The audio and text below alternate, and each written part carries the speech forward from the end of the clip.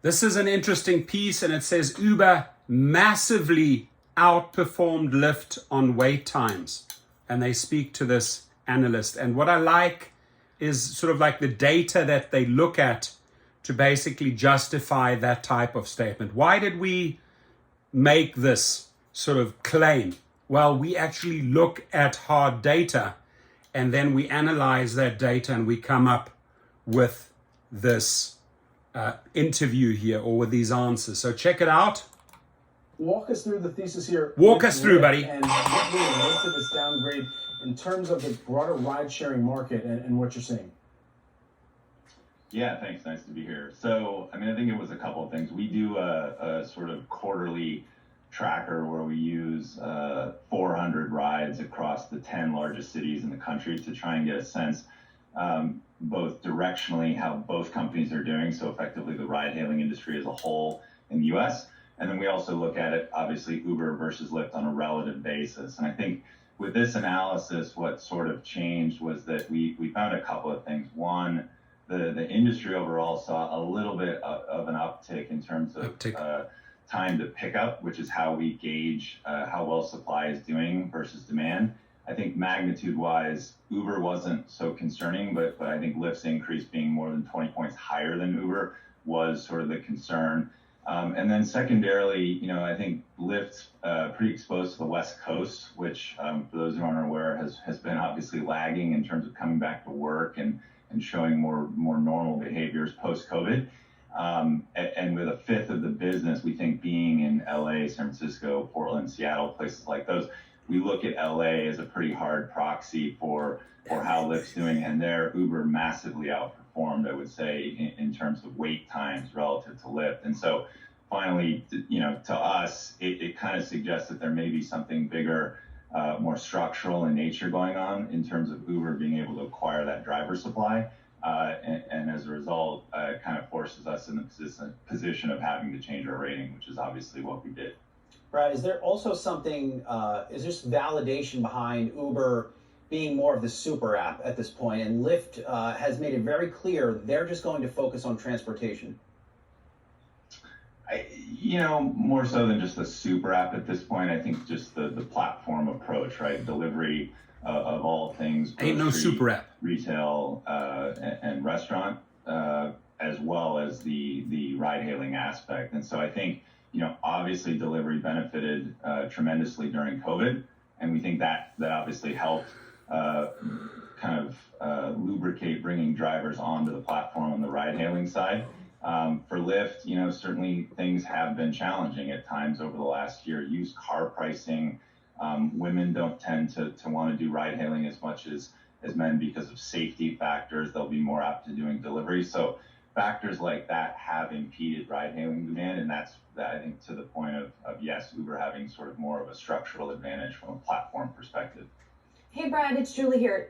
When it comes to what you were talking about in terms of wait times, in terms of the actual rates that people are paying, can you explain the discrepancy to us a little bit? I don't know what percentage of drivers have both. Certainly, anecdotally, it seems like a lot of folks do.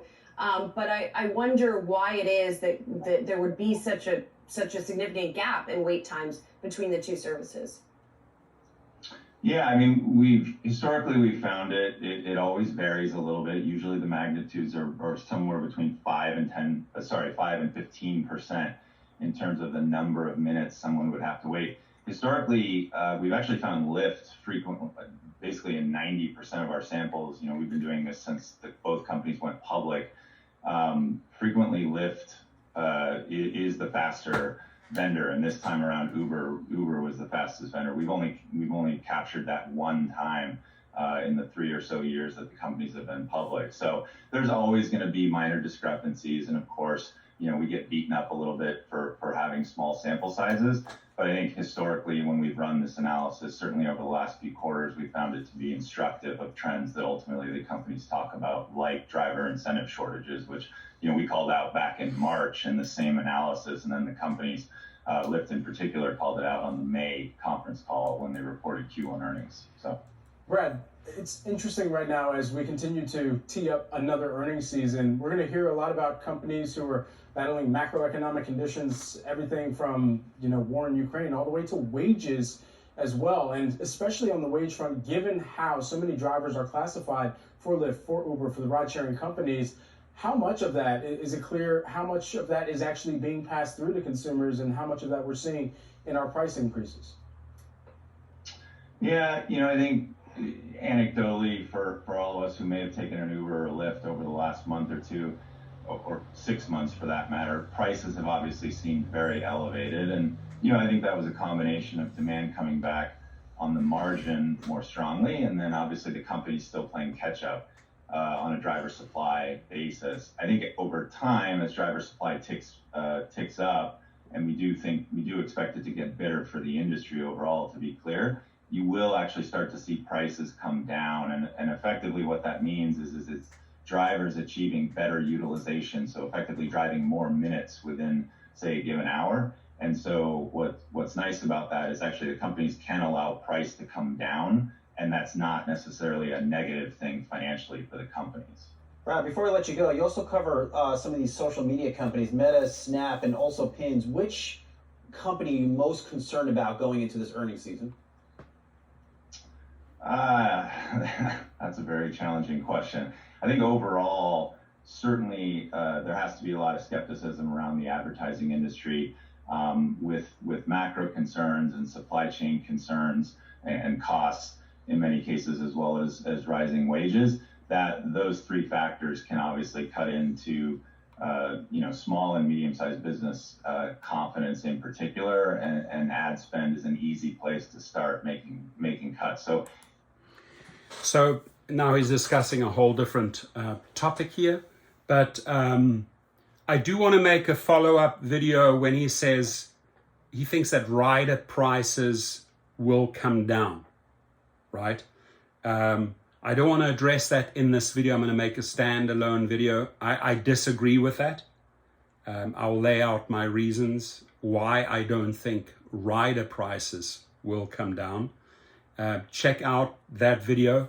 I'll put it in a queue. It'll probably be out in the next 1 or 2 days, but certainly interesting what this gentleman has to say. I do want to jump on Los Angeles because they run their biggest test with analytics, numbers, etc. in LA. And he says that Uber by far outdoes Lyft in Los Angeles. And the LA market that I'm in, that I operate in, have a lot of vehicles. I would say here is the reason why Uber kicks Lyft's ass in LA, right? And that is they really developed a tight fleet program, right? For people like me to come in, buy vehicles, stack them in my fleet program, bring in drivers, and keep these drivers involved. They log into their account, they have their cars in that fleet account. And by the way, at Gig Rocket, when you take the private chauffeur course, you get the fleet course, how to start your own fleet, thrown in with the private chauffeur. So go check that out. That is money very well spent, because not only do you learn how to become a private driver, but you also learn how to build a fleet of cars. So it's at gigrocket.com. But to answer the question about Los Angeles, Lyft does not have anything that's sophisticated, right? They don't have a platform that's specifically designed for entrepreneurs like myself, who has built out a whole fleet of cars, or people that I train up and they start buying cars, stack them, and actually run an amazing business where your return of investment is after 15 months. Lyft does not have that. And because you will see that in a big metropolitan city, you'll see so many Suburbans, Cadillacs, Navigators, big cars, Lux cars, black cars, SUV cars in LA. It's because Uber has built a tight fleet program that Lyft cannot even match, right? And when the reason why people like myself or people starting up businesses in LA love this fleet program, because A, it's easy to get off the ground, as explained at Gig Rocket, but there's a lot of assurances built in, right? There's a lot of check mechanisms built in the fleet program that Lyft doesn't have. For example, you are going as a new business owner starting a fleet, you're investing in cars, you're getting drivers in, right? Uber actually sends you their weekly earnings. If it's $2,500 and you're leasing out that car for $700, right? You deduct the $700 out of the $2,500 earnings, you cut the driver a check for $1,800, and they're back out there for the next week. Lyft doesn't have anything like that in place, right? So it's attractive to drivers to join fleet programs to make big money, because you can build out your private clientele. You can drive on Uber and Lyft, right? You don't have to go to Hertz and get screwed over. You don't have to go and invest and buy your own car. No, you know what? You're renting something at $500 to $700 a week. It's a lot of money, right? It's about $2,000 to $2,800 a month. The fleet owner is trying to recruit as many drivers, Uber drivers, and bring them into the platform. So you have way more drivers in LA. So what I would just suggest to this gentleman, don't focus too much on LA. Use your formula for different cities and then get an average across the board nationally, right? I don't think it's a smart idea to go, okay, well, here's the data. We're basing it heavily on LA. Lyft is underperforming, Uber is overperforming. You need to look at this I as a businessman would look at this, or as an analyst, when I'm trying to invest. If somebody tries to convince me to invest into Texas or Florida or New Orleans or whatever city, I would look at national data. But when I'm looking at LA, he's focusing way too much on LA. I would say, oh wow, this in LA, it absolutely makes sense. And it makes big time sense if you want to start a fleet of vehicles in LA. In fact, I just spoke to a fleet operator now who's on her third car, a Russian lady. I just spoke to her 15 minutes ago. So Lyft, wake up if you want to make inroads in LA, right? It's much easier to get those big cars on Lyft's platform. You don't have to have all the paperwork and the TCPs. But what Lyft is lacking in Chicago, in New York, in Salt Lake City, in Miami, in Houston, in LA, in San Francisco, is a robust fleet program where small business owners actually want to start fleets and want to recruit Lyft drivers. There's nothing like that out there. So I went a little bit off on a tangent, but I wanted to explain that to you. I'm going to address his statement of, prices for riders will come down. I disagree. I'm going to do that in a separate video.